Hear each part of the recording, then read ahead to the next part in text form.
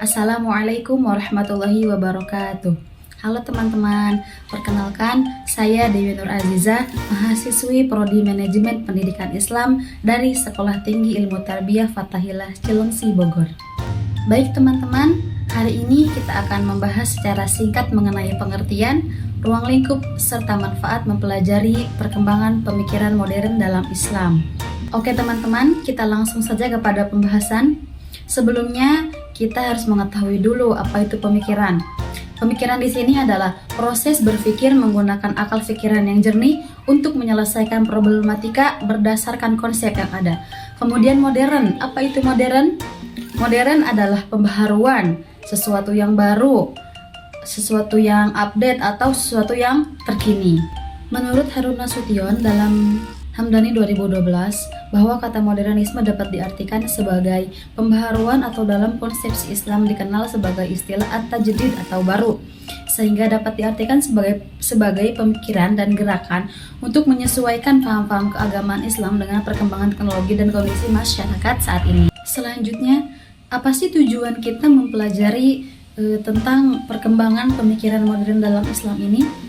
Yaitu upaya untuk merekonstruksi sikap, gagasan serta wawasan keislaman dan praktik keagamaan melalui pengombinasian antara keilmuan klasik dengan keilmuan modern yang menekankan pada dasar relevansi dan asas dasar manfaat bagi manusia dan sekitarnya. Kemudian selanjutnya, PPMDI itu mencakup ruang lingkup apa saja sih?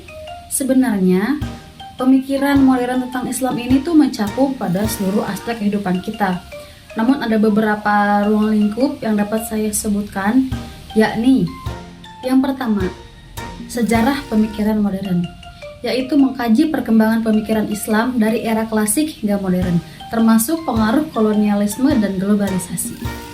Yang kedua, tokoh dan aliran, yaitu memperkenalkan tokoh-tokoh penting dalam pemikiran modern Islam seperti Jamal ad-Din al-Afghani, Muhammad Iqbal, dan Fajrul Rahman, serta aliran-aliran pemikiran lain yang muncul saat.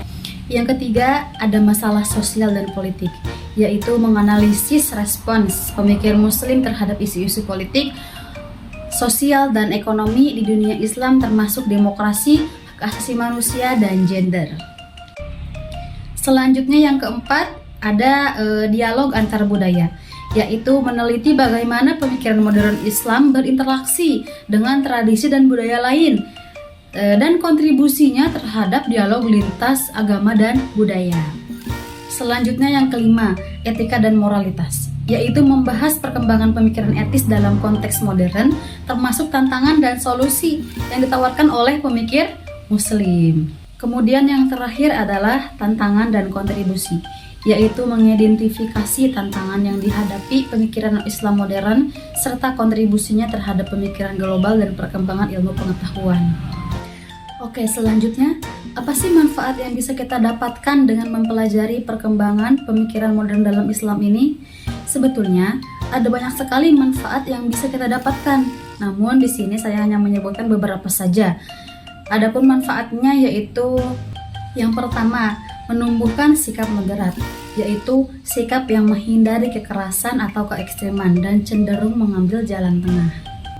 Yang kedua, timbul motivasi untuk terus menelaah dan mengkaji berbagai sumber pengetahuan yang akan dijadikan tolak ukur dalam menyimpulkan dan memahami sebuah kebenaran yang hakiki. Selanjutnya yang ketiga, yaitu timbul dan menumbuhkan sikap rendah hati terhadap sesama, bahkan akan terbebas dari rasa paling benar, termasuk dalam hal pemahaman keagamaan. Yang keempat, meningkatkan pemahaman mengenai hak asasi manusia. Baiklah teman-teman, sampailah kita pada kesimpulan bahwa mempelajari perkembangan pemikiran modern dalam Islam itu sangatlah penting, karena akan sangat berpengaruh pada pola pikir kita mengenai kehidupan bermasyarakat, terlebih dalam pandangan Islam, dan menjadikan kita generasi muda Islam supaya dapat berpikir lebih kritis dan menjadi umat Islam yang wasatiyah atau pertengahan, sehingga tidak mudah menyalahkan orang lain. Demikian materi singkat mengenai pengertian, ruang lingkup, serta manfaat mempelajari perkembangan pemikiran modern dalam Islam yang dapat saya sampaikan. Semoga bermanfaat untuk saya khususnya dan untuk kita semua umumnya. Dan kurang lebihnya mohon dimaafkan. Wassalamualaikum warahmatullahi wabarakatuh.